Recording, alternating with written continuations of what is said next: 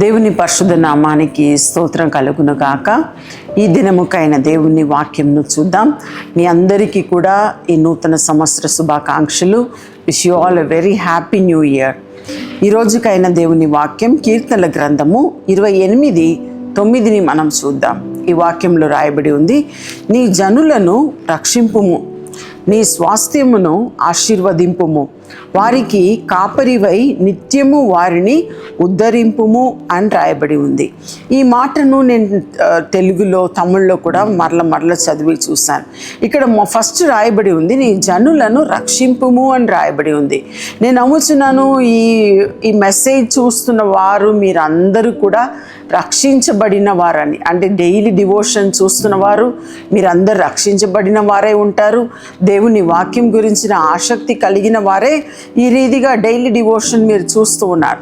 అయితే ఇక్కడ రాయబడి ఉంది, రక్షించబడి ఉన్నారు మీరు. నెక్స్ట్ రాయబడి ఉంది, నీ స్వాస్థ్యమును ఆశీర్వదించుము అని రాయబడి ఉంది. అంటే మనం అందరూ కూడా దేవుని యొక్క స్వాస్థ్యము, దేవుని యొక్క సొత్తు, దేవుని యొక్క ప్రాపర్టీ అని మనం చెప్పాలి. అంటే మనం అందరూ కూడా దేవుడు మనల్ని పిలిచాడు, మనకు ఆశీర్వాదం ఇచ్చాడు, మనకు స్వాస్థ్యం ఇచ్చాడు. కనుక మనల్ని ఆశీర్వదింపుము అని రాయబడి ఉంది. ఇంకా రాయబడి ఉంది, వారికి కాపరివై నిత్యము వారిని ఉద్ధరింపుము అని రాయబడి ఉంది. అంటే అర్థం ఏమిటంటే మనల్ని పోషించి ఏం చేయాలంట, మిమ్మల్ని పోషించి ఇంకా మనల్ని ఏం చేయాలి, హెచ్చించాలి అని ఉంది. అదే ఒరిజినల్ గ్రీక్ ట్రాన్స్లేషన్లో నుండి నేను చూసింది.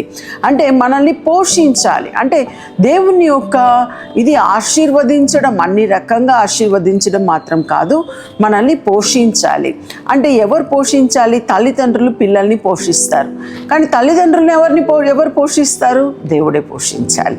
ఆ రీతిగా ఒకవేళ చూడాలంటే దేవుడు మనల్ని అందరినీ కూడా పోషించాలి. ఆ రీతిగా పోషించుచున్న ఒక దేవుడుగా మనకు ఆయన ఉన్నాడు. అన్ని విధాలుగా పోషించి, అన్ని విధాలుగా మనల్ని నడిపించి, అన్ని విధాలుగా మనల్ని ఆదరించి, ఓదార్చి, బలపరిచి, మనల్ని ఇన్ని రోజుల వరకు మనల్ని పోషించి ఆయన నడిపిస్తున్నాడు. అది మాత్రం కాకుండా ఇంకా రాయబడి ఉంది, వారిని హెచ్చించుము అని ఉంది. తమిళ్లో ఉయర్తి అరుణం అని ఉంది. ఆ ట్రాన్స్లేషన్, గ్రీక్ నుండి వచ్చిన ట్రాన్స్లేషన్లో కూడా మనల్ని హెచ్చించాలి అని చెప్పి, అంటే పోషించడం మాత్రం కాదు, హెచ్చించుము అని చెప్తున్నాడు ఈ యొక్క కీర్తనలో. అంటే మనము హెచ్చించబడాలనేది కూడా దేవుని యొక్క ఆశ. ఈ కీర్తనలో అదే రాయబడి ఉంది. అంటే దేవుని ఆశ ఏమిటి? మనల్ని పోషింపబడాలి, మనల్ని రక్షించబడాలి, మనల్ని ఇంకా ఏం చేయాలి, మన కాపరిగా ఉండి ఏం రాయబడి ఉంది, ఆశీర్వదింపుము, ఉద్ధరింపుము అని రాయబడి ఉంది కదా. అయితే మనం ఉద్ధరింపడం అంటే మనల్ని హెచ్చించడం. దేవుడు మనల్ని హెచ్చించాలని మనం కోరుకుందాం. మనం ఎవరికి ఆశ ఉండదండి హెచ్చించాలని. నాకు కూడా ఉంటుంది, మంచిగా సేవ చేయాలి, మంచిగా హెచ్చింపబడాలి, నా పిల్లలు హెచ్చింపబడాలి, నా పిల్లలకు మంచి సంబంధం రావాలి అని ఎన్నో సంవత్సరాలు ప్రార్థన చేసి ఇద్దరు పిల్లలు మంచిగా సెటిల్ అయ్యారు, మంచిగా హెచ్చించబడ్డారు. పెద్ద సంబంధంలో ఇంకొక కూతురు మంచి మంచి ఉద్యోగంలో సైంటిస్ట్గా, ఇంకా అవన్నీ ఉంది. ఇంకా బాబు కూడా మంచిగా సేవలో ముందుకు వస్తున్నాడు. ఇంకా ఆయన కూడా తప్పకుండా మంచి సంబంధం వచ్చి ఇంకా పెళ్లి చేస్తామని నమ్ముచున్నాం. ఆ రీతిగా అందరూ హెచ్చించబడాలి, మంచిగా ఉండాలని మనం కోరుకోవాలి. ఆ రీతిగా మీరు కుటుంబం కూడా, మీ పిల్లలు, మీ తరతరాలు కూడా, మీరందరూ కూడా ఉద్ధరింపబడాలని నేను కోరుచుంటున్నాను. మీరు ఉద్ధరింపుము అని చెప్పి ఇక్కడ రాయబడి ఉంది. ఆ రీతిగానే దేవుడు మిమ్మల్ని అందరినీ కూడా హెచ్చించాలి, బలపరచాలి, దీవించాలని చెప్పి నేను కూడా కోరుకుంటున్నాను. ఆ రీతిగానే దేవుడు మిమ్మల్ని దీవించును గాక. ప్రార్థన చేసుకుందాం. ప్రభువా, నీకు స్తోత్రం చెల్లిస్తున్నాం తండ్రి.